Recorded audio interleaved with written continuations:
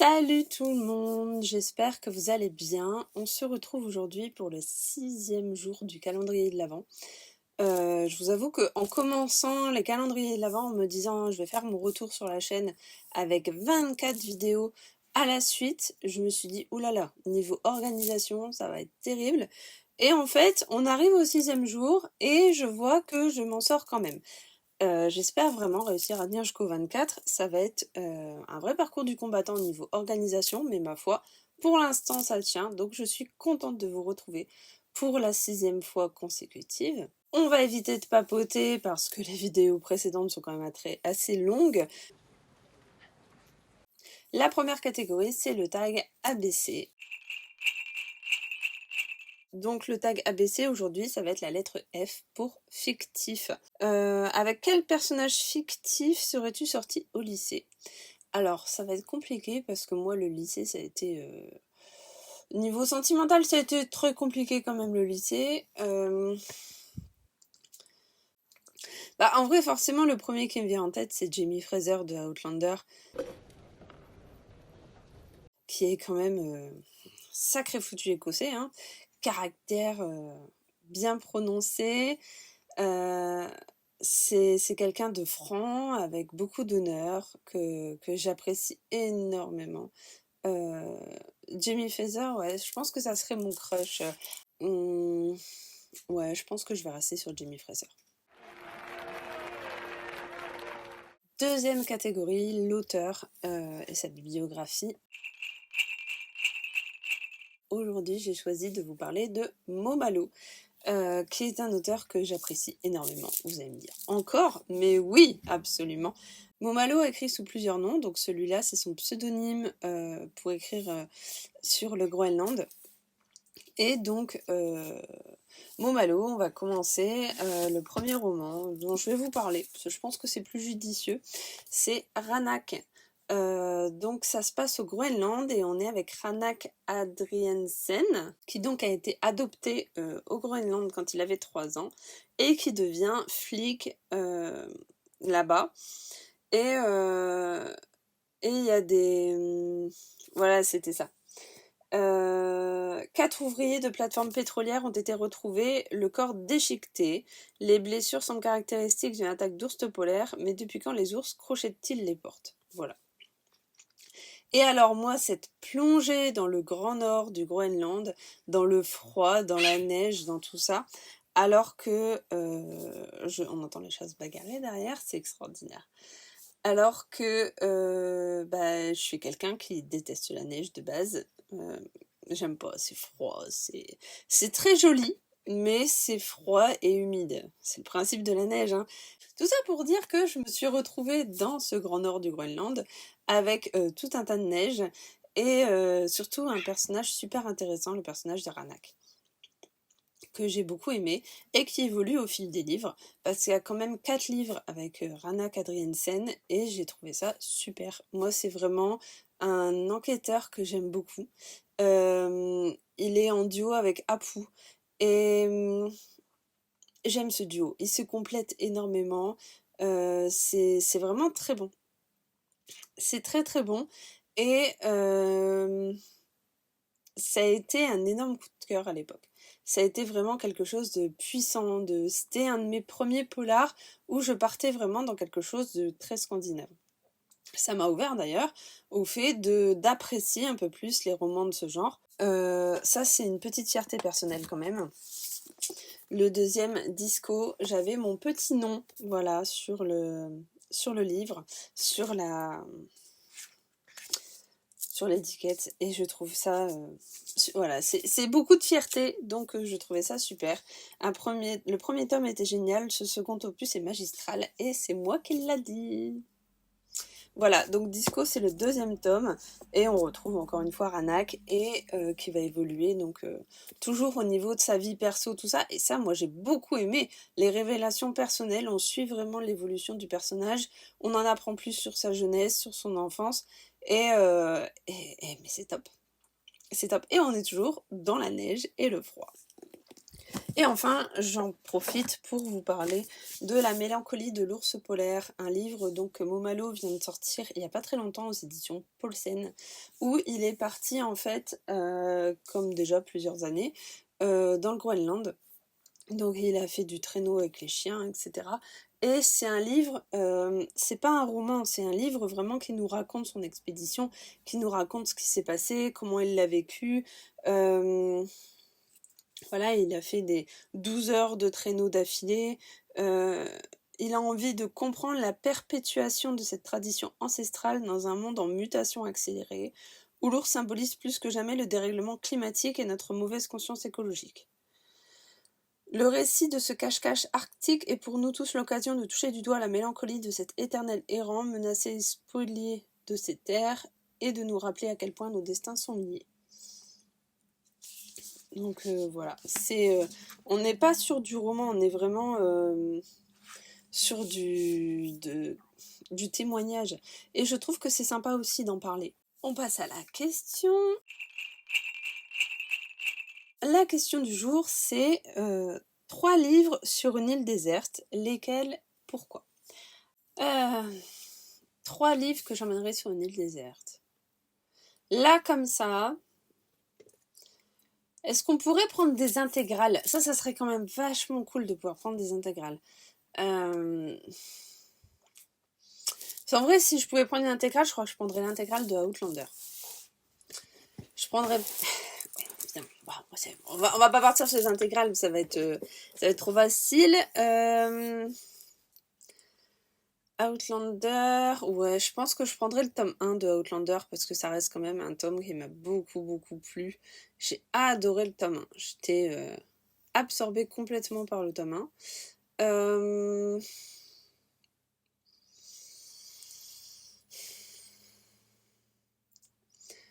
Peut-être Contes de fées de Stephen King, que j'ai beaucoup aimé aussi. Il y a vraiment eu une plongée complète avec les personnages. J'ai adoré lire Contes de fées de Stephen King. Ça a été un énorme coup de cœur cette année, vraiment. D'ailleurs, je le recommande et je vous en reparlerai dans une autre vidéo. Mais oui, vraiment, Contes de fées, je pense que je prendrais vraiment plaisir à le relire. Et alors là, je pense que je vais jouer sur les éditions.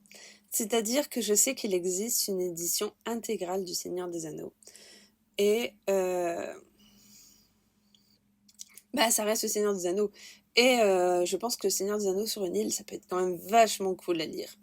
Ouais, ça peut être vachement... ça peut être vachement cool de lire le Seigneur des Anneaux sur une île. Ouais, je pense que je partirai sur ces 3-là. Le tome 1 d'Outlander, Contes de fées de Stephen King et le Seigneur des Anneaux. C'est quand même très varié. 4e catégorie, le top 3.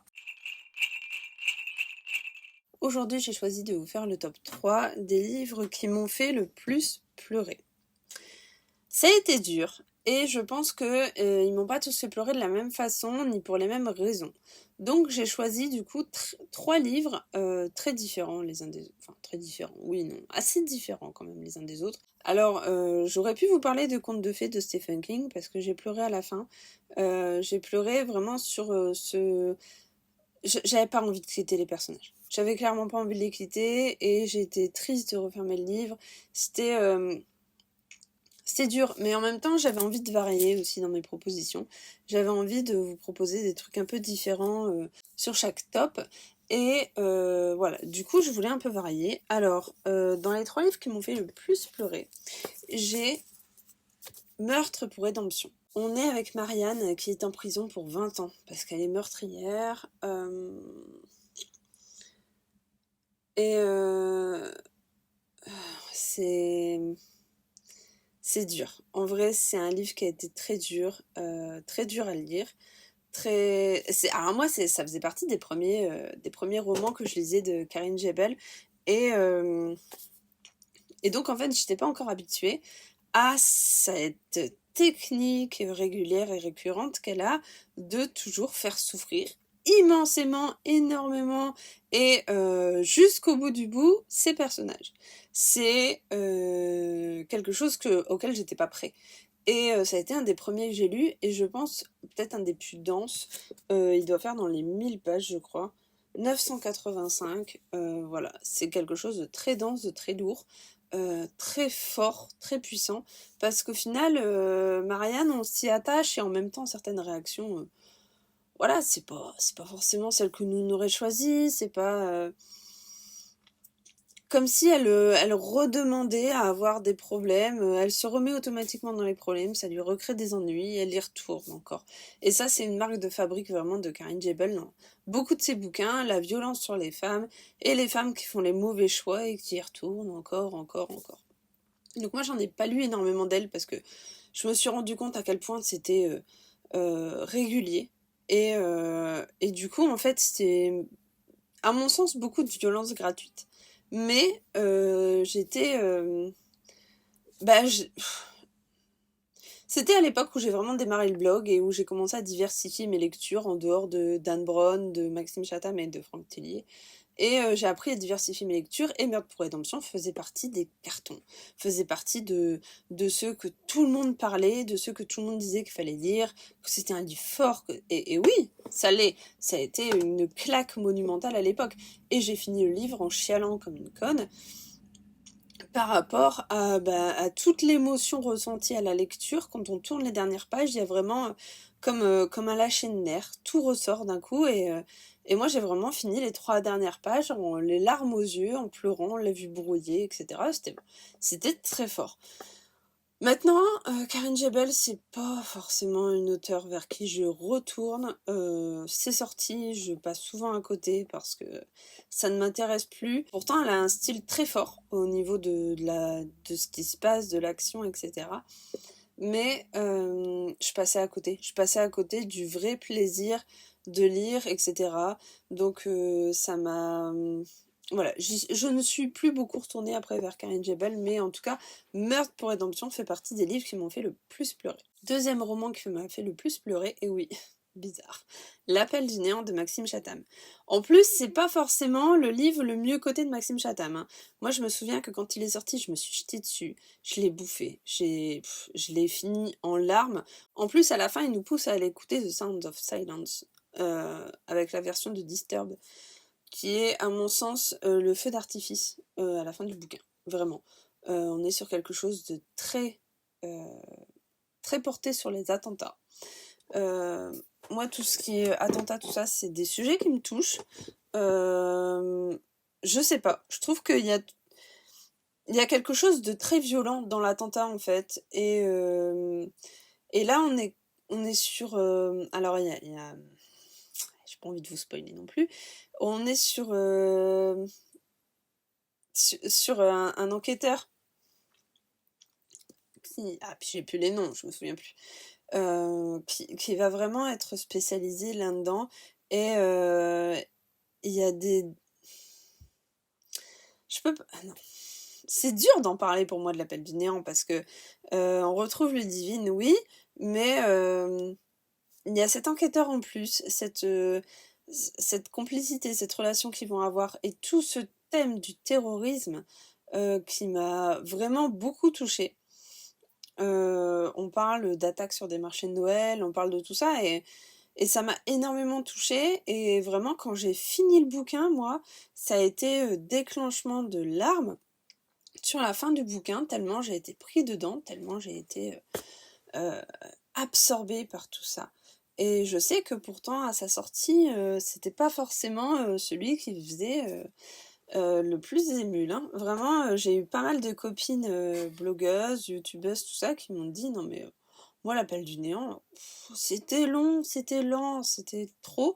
Et en fait, moi j'ai aimé justement plonger dans toute cette enquête qu'il y avait autour du terrorisme, autour de tout ça, de remonter les pistes. Et j'ai vraiment adoré. J'ai vraiment adoré cette thématique-là, et je trouve qu'en fait c'est très juste ce que Maxime Chatham dit. C'est-à-dire que, et je pense que c'est vraiment là qui m'a touchée, parce que ça a une vraie réalité. Il nous dit que la peur, que quand il y a une attaque terroriste, voilà, il nous parle de la peur. Quand il y a une attaque terroriste, on a tous peur. Quand il y a eu le Bataclan, on a tous eu peur, on s'est tous inquiétés. on avait beaucoup de mal à retourner dans des salles de concert, il y avait forcément du stress autour de tout ça. Et en fait, les gens s'y habituent. C'est-à-dire que les gens ont peur, mais ils y vont quand même. Et ce qu'il dit là-dedans, c'est intéressant parce qu'il dit que, en fait, en tant qu'humain, on a peur, oui, mais qu'on s'habitue à cette peur. Et en fait, du coup, on cherche plus à régler le problème, juste, bah, on s'y fait. Vraiment, ça m'a donné une dimension réelle à tout ça et ça m'a fait peur. J'avoue que ça m'a fait peur, les marchés de Noël, les terrorismes. En plus, à l'heure actuelle, moi j'entends énormément d'alertes à la bombe. euh, en tout cas, sur le département du Pas-de-Calais, je connais pas tout ce qui se passe en France, mais sur le département du Pas-de-Calais, j'entends énormément d'alertes à la bombe. Et ça fait peur, et pourtant, ça ne nous empêchera pas de sortir, on va s'adapter, on va s'habituer, on va continuer d'avancer. Et je trouve que du coup, c'est vachement d'actualité quand même tout ça. Et on va complètement changer de registre avec le troisième livre. Ce que je n'ai pas su de Solène Bakowski. Alors là, j'étais dans mes périodes post-it, je le suis encore d'ailleurs, avec ce que je n'ai pas su. On est sur... alors j'ai plus les prénoms. On est sur l'histoire d'un couple. Le couple va très bien, jusqu'au jour où, quand la femme rentre chez elle, le mec n'est plus là. Le mari est parti, il a juste laissé un mot, je vais bien, ne t'inquiète pas, continue de vivre sa vie, etc. Un an jour pour jour après sa disparition, elle reçoit un appel, elle apprend qu'il est mort et qu'il va être enterré le lendemain. Et c'est là qu'elle se rend compte qu'en fait il avait une double vie, que l'homme qu'elle pensait connaître, elle ne le connaissait pas vraiment. Donc cette dame décide d'aller à l'enterrement et du coup de rencontrer des gens qu'elle ne connaissait pas. C'est vraiment cet aspect de double vie, deux vies différentes qui se rencontrent au moment de l'enterrement. Et j'ai trouvé l'idée géniale. En plus, avec les mots de Solène Bakowski, qui a quand même une qualité incroyable, celle de réussir à capter le moindre sentiment de l'âme humaine. Et elle arrive à nous faire ressentir des tas de choses, à nous apprendre à aimer ces personnages, à les rendre humains dans leurs réactions, dans leurs paroles, dans leurs gestes, dans tout ça. Elle les rend humains, elle les rend attirants, elle les rend attachants. Et je trouve qu'elle a toujours... C'est comme si elle voyait vraiment la société, comme si elle voyait vraiment les gens. Elle voit les gens beaucoup plus que nous, je pense. En tout cas, moi pour ma part, je pense que je survole beaucoup plus l'existence humaine qu'autre chose. En tout cas, je ne vois pas autant en profondeur les gens qui sont en face de moi que Solène est capable de le faire. Et elle arrive à le ressortir à chaque fois dans ses bouquins. Et moi, ce que je n'ai pas su, la fin, ça m'a bouleversée parce que je les ai aimés, mais vraiment énormément, ces personnages. Je les ai adorés vraiment du plus profond de moi. J'ai adoré ma lecture, ça a été transcendant, ça a été bouleversant et à la fin, bah, tout naturellement, en fait, j'ai pleuré. J'ai lâché ce qu'il y avait à lâcher parce que j'étais tout le coup de l'émotion. Parce que Solène arrive toujours à mettre le doigt là où ça fait mal, là où on peut s'attacher, là où on peut se retrouver. Elle a vraiment cette capacité à être humaine et ce don de clairvoyance de l'âme humaine. Il y a très peu d'auteurs qui arrivent à vraiment me faire comprendre à quel point les êtres humains peuvent être complexes, à quel point on peut être plein de sentiments et avoir de bonnes réactions, à quel point on peut être en colère ou jaloux ou énervé et pour autant on arrive à avancer, à faire des choix. Et Solène, vraiment elle a cette capacité à nous montrer ce côté de l'âme humaine. Et c'est toujours dans la bienveillance. Peu importe ce qu'elle va écrire, il y a toujours un fond de bienveillance derrière. Et pour ça, je la remercie parce que je la suis depuis le tout début. Je la suis depuis le tout début. Je me souviens de Un sac, je me souviens de Une bonne intention, je me souviens de même ses livres Charlie Watt qu'elle a écrit donc sous un pseudonyme. Je me souviens mais de tellement de choses avec Solène. C'est toujours Rue du rendez-vous aussi qui a été très fort, très puissant. C'est toujours des livres qui nous touchent, qui nous bouleverse, qui nous reste. Et vraiment, moi, celui-ci, ce que je n'ai pas su, ça a été magnifique. C'était une superbe lecture. Voilà en tout cas pour cette 6e journée du calendrier de l'Avent. J'espère que ça vous a plu, que vous avez peut-être découvert des livres que vous ne connaissiez pas et peut-être, pourquoi pas, donner envie de les découvrir. Je vous souhaite de très bonnes lectures et je vous dis à demain sur la chaîne pour le 7e jour du calendrier de l'Avent. Bye bye!